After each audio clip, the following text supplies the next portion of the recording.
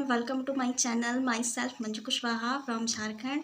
तो अभी है सो बहुत सारे स्टेटों में है सो हाल फिलहाल में एग्ज़ाम होने वाले हैं, जैसे कि यूपी में और एम्स का तो होगा 1 जून को, बिहार और यूएचएस, इन सभी स्टेटों में है सो एग्ज़ाम होने वाला है, बीएससी नर्सिंग एंट्रेंस एग्ज़ाम। तो उसमें है सो आप सो एग्ज़ाम को कैसे फेस कीजिएगा वो मैं बताऊँगी, और क्वेश्चन को कैसे अटैम्प्ट करना है।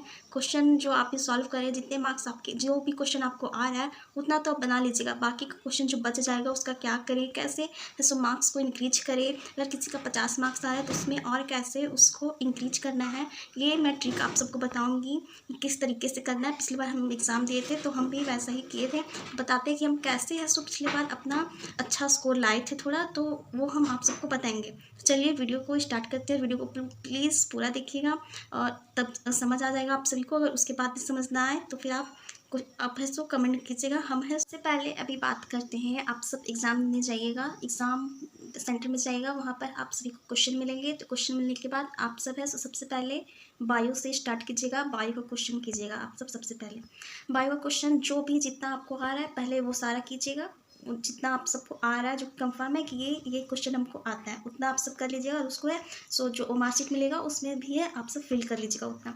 उसके बाद है सो केमिस्ट्री में जाइएगा, केमिस्ट्री का भी उसी तरह कीजिएगा, उसी तरह फिर फिजिक्स का कीजिएगा, फिर जिनका इंग्लिश है वो इंग्लिश का कीजिएगा, फिर नर्सिंग एप्टीट्यूड का। इस तरीके से आप कर लीजिएगा। जिनका जीके होगा वो जीके भी आप सब कर लीजिएगा। जो क्वेश्चन कंफर्म 100% आप सबको आ रहे पहले वो क्वेश्चन करके वो मार्कशीट में फिल करके उसको रख देना है। अब बात करते हैं ऐसे, उसके बाद ऐसा क्वेश्चन को लेना है जो कि क्वेश्चन आपको आ रहा है बट उसका आंसर आपको समझ नहीं आ रहा है कि क्या करें। तो वैसे क्वेश्चंस में क्या करना है, जो क्वेश्चन आप लोग को नहीं आ रहा है बिल्कुल भी नहीं, उसको क्या करना, उसमें जो 4 ऑप्शंस दे रहते हैं उसको एलिमिनेट करना आप सब सीखिए। 4 ऑप्शंस में ऐसा नहीं कि चारों ऑप्शन सही रहते हैं, उसमें एक ऑप्शन सही रहेगा।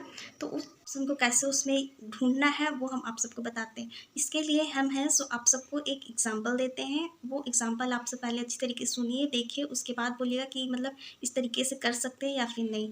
चलिए वो एग्जाम्पल आप सबको हम PYQ पेपर में करके दिखाते हैं कि कैसे क्वेश्चन को एलिमिनेट करके सही ऑप्शन सही चीज़ को टिक हो जाएगा और 1 मार्क्स आप सबका बढ़ जाएगा। चलिए शुरू। एक एग्जाम्पल आप सभी को दे रहे हैं, जैसे कि ये क्वेश्चन पूछ रहा है कि दूध को दही में बदलने के लिए मुख्य रूप से किस प्रकार का बैक्टीरिया जिम्मेदार है। मान लीजिए आपको इसका आंसर नहीं पता है, बट आप सब तो पूरा कुछ ना कुछ तो पढ़े होंगे, कुछ ना कुछ तो याद होगा। उसमें है सो देखिए, स्ट्रेप्टोकोकस जो निमोनियाई है वो तो आप सबको पता होगा कि ये है सो ये दूसरा डिजीज़ में है, तो ये डिजीज़ का तो इसमें आ नहीं सकता। फिर बेसिलस थ्यूरिनजेनेसिस, ये भी एक तरह का बैक्टीरिया, ये भी दूसरा चीज़ में आता है, तो ये भी नहीं होगा। तो ये 2 ऑप्शन तो हो गए कैंसल। अब बच रहे A और B। ये दोनों में क्या सही होगा उसको करने के लिए लेक्टोबेसिलस बच गया और एस्चेरिया कोलाई। तो इसमें ये दोनों में क्या होगा, तो ये जो है वो भी एस्चेरिया कोलाई है, सो ये भी तो दूसरा ऑप्शन में जा रहा है, ये भी दूसरा चीज़ में हम लोग पढ़े थे, तो ये भी कैंसिल हो गया। बचा एक ऑप्शन ये, तो ये ऑप्शन हो जाएगा राइट। इसको आप सब राइट कर दीजिएगा, भले आपको पता हो या ना। इसी तरह करके आप है सो हर एक क्वेश्चन में कर सकते हैं कि ये है सो उस चैप्टर का है। एग्जैक्ट अगर आंसर नहीं पता है फिर भी इस तरीके से आप अपना क्वेश्चन सही कर लीजिएगा, क्योंकि हम पिछले बार बहुत सारा ऐसा क्वेश्चन को सही कर पाए थे जिससे वजह से मेरा अच्छा मार्क्स आया था। तो आप भी ऐसा कर सकते हैं, क्वेश्चन को एलिमिनेट करना सीखिए कि ये इसमें नहीं आता, ये इसमें नहीं आता। इस तरीके से कीजिएगा तो पक्का है सो सही ना सही ऑप्शन है सो टिक हो जाएगा ऑटोमेटिक। भले आपको लगेगा कि पता नहीं वो सही है या फिर नहीं, लेकिन फिर भी आप उसको फिर बाद में मिलाइएगा तो वो सही हो जाएगा। बहुत सारा क्वेश्चन इसी तरीके से सही हो जाएगा। और जो आपका अगर 50 मार्क्स करेक्ट आप किए हैं तो उसमें है सो पक्का 10 मार्क्स एक्स्ट्रा उसमें चला जाएगा, बिकॉज नेगेटिव मार्किंग नहीं है। तो सारे क्वेश्चन अटैम्प्ट करने हैं और इसी तरीके से कीजिएगा। उसके बाद अगर कुछ भी नहीं समझ आ रहा, क्वेश्चन ही नहीं समझ आ रहा है कि क्या लिखा हुआ है क्या नहीं, तो उसके लिए है तो एक कोई ऑप्शन है जैसे A या फिर B है, B ऑप्शन या फिर A ऑप्शन चूज कीजिए एक ऑप्शन को, और पूरा लगातार B या फिर A को फिल कर दीजिए, क्योंकि उस बीच A या फिर B तो कोई ना कोई ऑप्शन तो होगा ही। उस तरीके से भी राइट हो जाएगा, क्योंकि पिछली बार हम इस तरह फिजिक्स में किए थे, क्योंकि फिजिक्स का क्वेश्चन काफ़ी मतलब थोड़ा हमको टफ लगा था। तो पिछली बार हम ऐसा ही किए थे, कोई एक ऑप्शन उठाए थे और सारा में फिल कर दिए थे, और उस टाइप से तो सही भी हुआ था काफ़ी ज़्यादा मेरे साथ। क्वेश्चन को ऑप्शन को एलिमिनेट करके हटा कर जो एक बच जा रहा था उसको फिर हमें सो टिक टिक किए थे। तो आप भी इस तरीके से कर सकते हो और ये ट्रिक फॉलो कीजिए, अच्छा स्कोर आप सभी के आ जाएगा। भले आप सभी पढ़े हों या फिर ना पढ़े हों, इस तरीके से करने से मतलब कंफर्म है कि इस तरीके से आप पास हो जाएगा। सारे क्वेश्चन अटेम्प्ट कीजिएगा तो भी क्वेश्चन है सो आएगा। सारे क्वेश्चन को अटेम्प्ट करना है, किसी भी क्वेश्चन को छोड़ना नहीं है। क्वेश्चन को क्रॉस कर करके आप सब हटाइएगा, क्योंकि भले आपको उसका आंसर नहीं पता रहेगा, बट वो किस चैप्टर में पढ़े वो आपको याद होगा कि ये इस चैप्टर का, तो ये तो नहीं हो सकता। कि इस तरह से मतलब छाटते जाइएगा तो एक लास्ट ऑप्शन बचेगा, उस लास्ट ऑप्शन को आप सब टिक कर दीजिएगा। कंफर्म है कि वही सही आंसर होगा, भले ही हम लोग को लगेगा कि वो सही नहीं है, क्योंकि पिछली बार हम भी जब एग्जाम दिए थे तो बहुत सारा क्वेश्चन 50% क्वेश्चन ऐसे थे क्योंकि हम ऐसा ही टिक करके आए हुए थे, बट जब आंसर किया आया हम उसको मैच किए थे तो काफ़ी सारा क्वेश्चन सही हो गया था, जो कि 150 में मेरा 95 मार्क्स आ गया था। और हमको जहाँ तक लगता है 20 से 30 क्वेश्चन वैसे ही मेरे सही हो गए थे। लगातार बी को टिक कर दिए थे, फिर उसमें क्वेश्चन को एलिमिनेट कर करके टिक किए थे, और जो कंफर्म आता था उसको किए थे।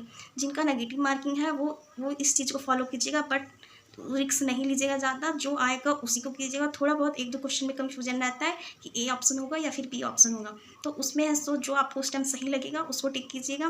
बाकी नेगेटिव मार्किंग से बचिएगा थोड़ा, जिनका नेगेटिव मार्किंग है। और जिनका नेगेटिव मार्किंग नहीं है उनके लिए तो बहुत अच्छा है, वो सारे क्वेश्चन अटैम्प्ट कीजिएगा। बहुत मतलब अगर आपका लक अच्छा रहेगा तो आप जो भी क्वेश्चन को, जो भी ऑप्शन को टिक करके आए हैं वही सही हो जाएगा और आपका फिर अच्छा स्कोर बन जाएगा। तो इस तरीके से आप है सो अपना स्कोर बढ़ा सकते हैं।